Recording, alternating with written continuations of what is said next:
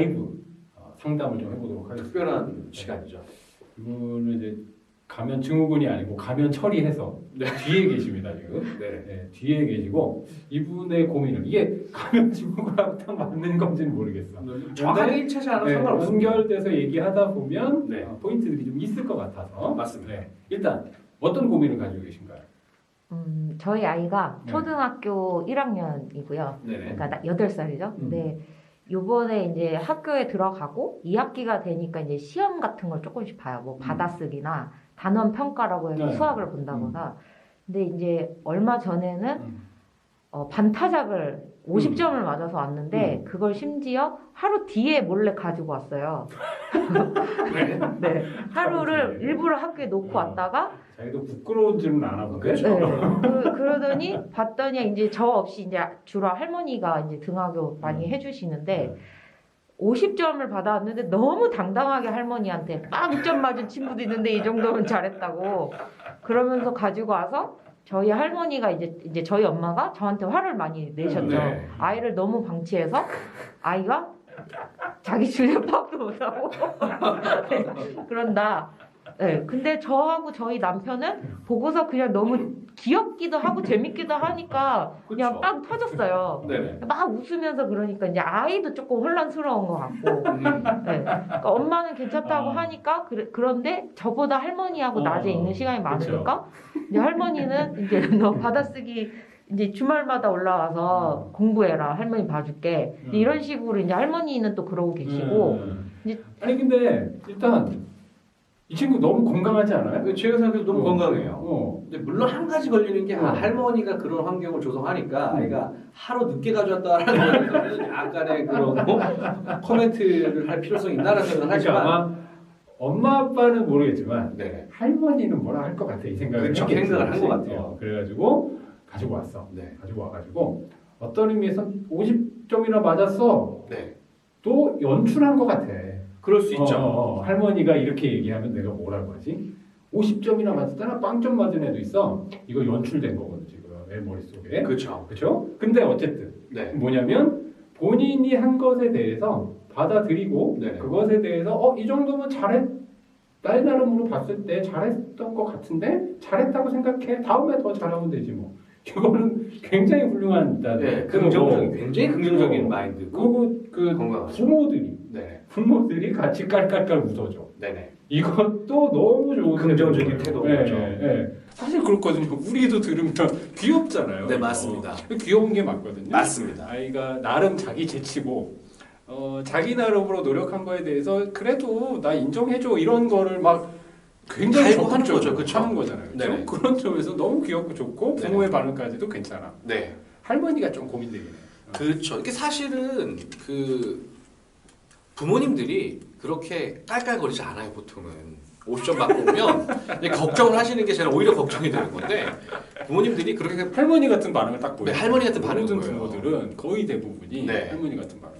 근데 엄마 아빠가 깔깔거리는 걸 보고 아이가 습득이 됐고 인지가 됐기 때문에 그렇게 연출도 할 수 있는 거고요. 그렇게 건강하게 리질리언스가 있는 아이로 성장을 하고 있다는 증거가 되는 거기도 하거든요. 그래서 저는 사실은 이게 왜 걱정이지 할 정도로 아이가 건강하다. 굉장히 저는 긍정적이다라고 말씀드리고 싶어요. 맞아요. 그러니까 아마도 시험을 못 보고 온 게 처음 아니에요, 거의? 그치? 그러니까 본인도 당황스러운 거야. 당황스러워. 그 전 시험은 다 맞았었다며. 뭐 계속은 아닌데 한 개 정도 틀리다가 한 개 정도 틀리고 뭐 판타작으로. 그러니까 그 전에 잘하다가 네네. 지 나름으로 자기도 이렇게 뭔가 이게 뭐지? 이런 처음 그렇죠. 경험해 본 거야. 처음 경험해 본 이 좌절의 순간. 네. 어떻게 할까를 고민하다가 하루 일단 쬐어. 그렇죠. 하루를 쬐죠. 하루 쬐고 들고 온 거야. 이때 반응이 너무 할머니 긍정적이다. 같은 반응만 나오면 안 된다. 아이는 바로 주눅. 맞습니다. 바로 이게 아닌가? 이걸 못 보면 이런 결과가 벌어지는구나. 네. 라는 것에 반응하게 되고 그쵸. 이제는 하루를 숨기는 게 아니라 그렇죠. 안 들고 오겠지. 그쵸, 안 들고 오겠죠. 시험 안 봐? 네. 그래서 실제로 시험 안 보기도 하고 그치? 네. 점수를 고치겠죠, 아니면. 이렇게 가요. 왜냐하면 그것이 드러나는 것이 굉장히 두렵기 때문에. 그러니까 이걸 치유하기 위한 노력으로 가지 않고 이걸 숨기거나 덮거나 자책하는 모드로 전환되는 거죠. 이게 그쵸. 회복 탄력성을 해치는 가장 큰 요인이에요. 요인이에요. 그렇기 때문에 저는 굉장히 좋은 테스트를 서로 했다. 네. 아이도 하고 부모도 했어. 그렇죠. 근데 테스트는 통과. 네. 다만 할머니를 어떻게 할 거냐. 할머니의 메시지가 할머니랑 지금 오랜 시간을 있는다 그쵸. 하니까 할머니가 저런 태도를 계속 보이면 진짜로 아이가 이 감염 증후군에 나오느냐 이렇게 억지로 막 연결시켜요. 감염 증후군 상황으로 숨어버릴 수 있는 것 같아. 그러니까 맞습니다. 지금은 되게 당당했던 태도인데 이게 잘 살려줘야 되는데 이게 쭉 빠져버리면 나는 계속 뭘 못했고 계속 못하고가 반복되다가 어느 시점쯤이 되면 잘했어도 이제는 한 개를 틀려도 그쵸. 나 너무 못했어. 그리고 공부 잘한다고 아니에요 저 정말 못해요. 라는 태도로 숨어버릴 가능성이 할머니와 같은 태도 때문에 그쵸. 만들어질 수도 있다. 네네. 라는 점이 좀 걱정되긴 해요. 네네. 그래서 뭐 쉽게 말씀드리고 싶은 건 부정적인 상황도 계속적으로 이제 지속이 되면 그 강화되고요. 긍정적인 상황이나 긍정적인 결과에 또 계속되면은 그게 강화되거든요. 근데 지금은 저는 보기 너무 아름답고 웃을 수 있는 게 밸런스가 맞지 않나. 근데 물론 이제 할머니를 어떻게 될지는 우리가 또 한번 상의를 해봐야겠지만 이거는 굉장히 긍정적이다. 할머니가 가면 증후군 아니에요? 할머니가 완벽주의자. 근데 대개 부모들이 그렇죠. 네, 맞습니다. 대개 부모들은 아이에 대해서는 그러니까 아이가 잘 되지 않으면 내가 잘 못한 거라고 생각하는 그쵸. 거야. 내가 뭘 잘못했으니까 아이가 공부를 못해. 라고 생각하는 거거든. 그러면서 부모가 완벽주의자가 돼버려. 아이에 대해서. 그쵸. 아이에 대해서만. 그게 또 아이에 문제예요. 대해서만. 얘가 그럼 완벽해져야 되는데. 네네. 완벽이라는 게 말한 대식으로 없잖아요. 없습니다. 그럼 아이는 끝없이 그 무엇인지 모르는 거기 높이 어딘가의 기준치에서 거기를 딱 놓고 나를 계속 평가하는 거야. 결핍이 생기죠. 네, 그러니까 아까 말한 것처럼 5개나 맞았어가 아니라 5개나 틀렸어. 어떡하지? 그쵸. 의 태도로 돌아가 버리는 거예요. 그쵸. 그러면 이제 이게 수동적인 방식, 자존감이 떨어지는 방식으로 확산되는 거지. 이 많은 그쵸. 부모들이 그런 태도가 있어. 그래서 근데 할머니를 뭐 어디가겠어? 할머니를 집에서 쫓아낼 수도 없고 그쵸. 지금 사실 직장 나와서 일을 해야 되기 때문에 네, 맞습니다. 할머니의 도움 없이 지금 어떻게 할 수가 없거든. 너무 감사한 상황이네요. 할머니한테 근데 이런 것도 좀 필요할 것 같아. 할머니한테 나는 아이를 이렇게 키우고 싶어요. 그래서 아이가 어느 시점까지 좀 자유롭게 놀고 건강하고 밝게 자라는 게 제가 아이 키우고 싶은 방식이에요. 전달한다고 뭐.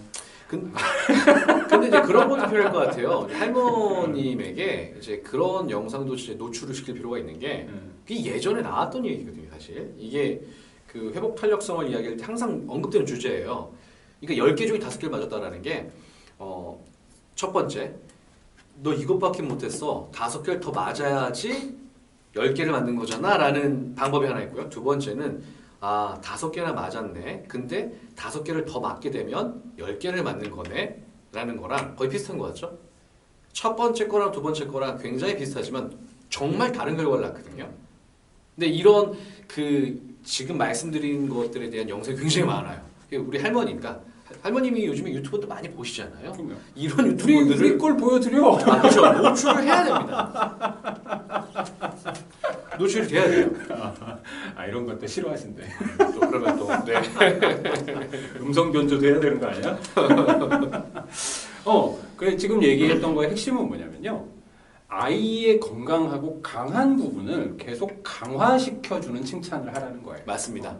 아이가 강한 부분, 약한 부분도 있지. 그렇죠. 약한 부분을 평가하거나 비난하거나 그것에 대해서 지적하지 말고 강한 부분을 키워서 강한 부분이 더 커져서 나머지들을 보완할 수 있게 해주는 방식이 맞습니다. 아이가 가장 건강하게 클 수 있는 방식인 것 같아요. 아까 이제 그림 케이스도 마찬가지인데 그림을 잘 그리는 아이야.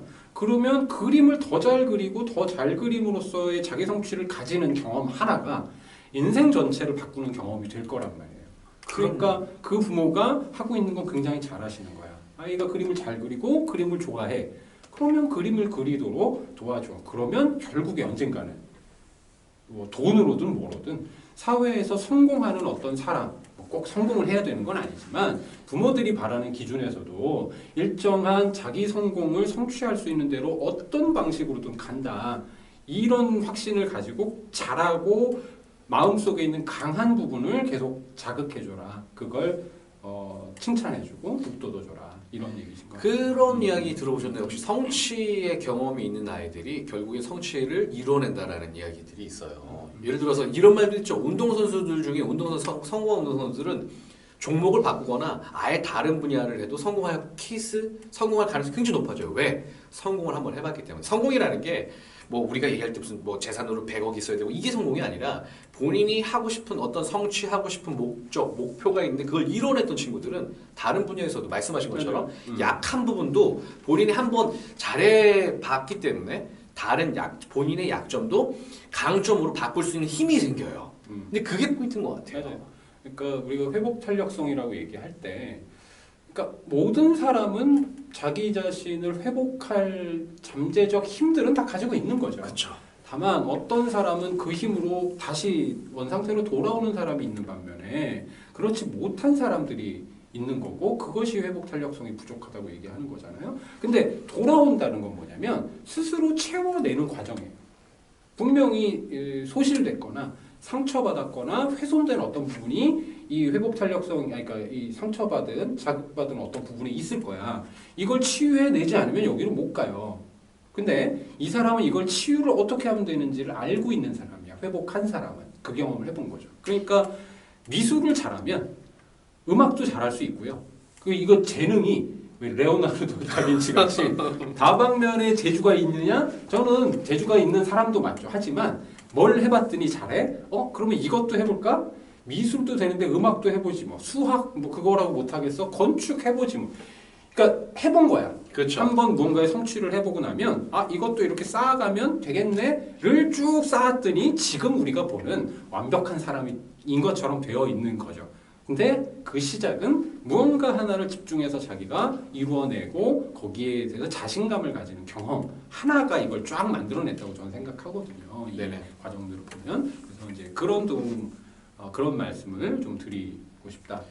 네. 그리고 또 한 가지 마지막으로 말씀드리고 싶은 게 이제 회복 탄력성이라는 게 이게 항상 모든 아이들이 그 시소로 따지면 이게 긍정적인 경험, 부정적인 경험이라고 했을 때 가운데 있는 게 아니에요. 태어날 때부터 선천적으로 좀 약하게 태어난 아이들도 있습니다. 근데 분명한 건 후천적으로 이 시소의 그 가운데 지점을 이쪽이 치우쳤다 하더라도 다시 반대쪽으로 칠 수 있다라는 거. 그게 바로 어머니, 아버지 그리고 이 가정 환경, 교육 환경이 어떻게 제공되느냐에 따라서 이 시소의 중간 지점을 옮길 수 있다는 걸 명심하셔야 될 것 같습니다. 네. 제 케이스 하나만 말씀드리고 네네. 마무리를 좀 하면 좋을 것 같은데요. 그러니까 이런 이제 아까 음악이나 이런 것도 마찬가지고 아까 그 아이도 마찬가지인데 사실 이게 인생이라는 게 우리가 흔히 나비 효과 얘기하지만 정말 나비 효과 같은 거예요. 인생에 있어서 어릴 때의 경험들이라는 것은 그것이 나중에 어떤 것으로 어떻게 변할지는 아무도 몰라. 저 같은 경우 어떤 경험이 있었냐면 초등학교 5학년 때인가요? 초등학교 4, 5학년 때 그때 막 PC들이 나오기 시작했어. 근데 뭐 집에 PC를 살 돈은 없으니까 PC 매장에 가가지고 네네. 막 베이직 막 이런 거 프로그래밍 하는 책을 혼자 사가지고 가서 네. 그걸로 뭐 삼각형 만들고 사각형 그래픽으로 만들고 이걸 한 거야. 나도 지금 생각해보면 왜 거기 꽂혔는지 모르겠는데 그때 제가 코딩을 배운 거야. 그냥 혼자서. 그쵸.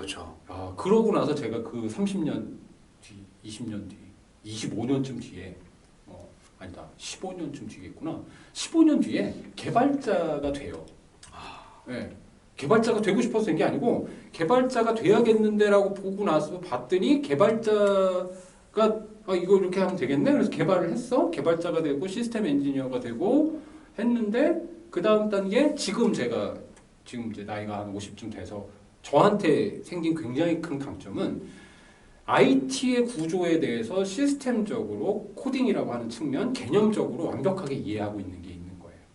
그렇기 때문에 내가 상상하거나 구현하거나 기업을 운영할 때 있어서의 강점들이 발현될 수 있게 되는 데까지로 가거든요.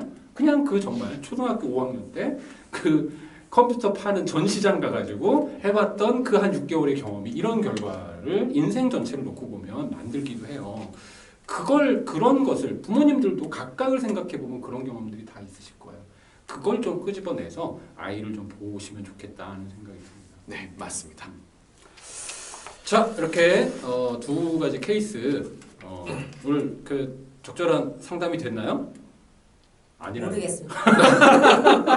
아니 뭐 계속적으로 질문을 해주시면 저희가 관련해서는 지속적인 상담을 드리도록 하겠습니다. 이런 이제 첫 라이브 상담에서 이런 부정적 피드백을 받다니. 자, 이렇게 두 케이스까지 해서 오늘은 마치도록 하겠습니다. 우리 오늘 뭐 실험 케이스 얘기할 거는 다른. 사실 제가 실험 케이스를 말씀드리려고 했는데 굉장히 복잡하고 길어지더라고요. 그래서 그냥 오히려 하지 않는 게 낫겠다라고 생각을 해서 오늘은 좀 뺐습니다. 오늘은 여기까지로 마무리하도록 하겠습니다. 네, 다음 시간에 또 뵙겠습니다. 감사합니다. 감사합니다.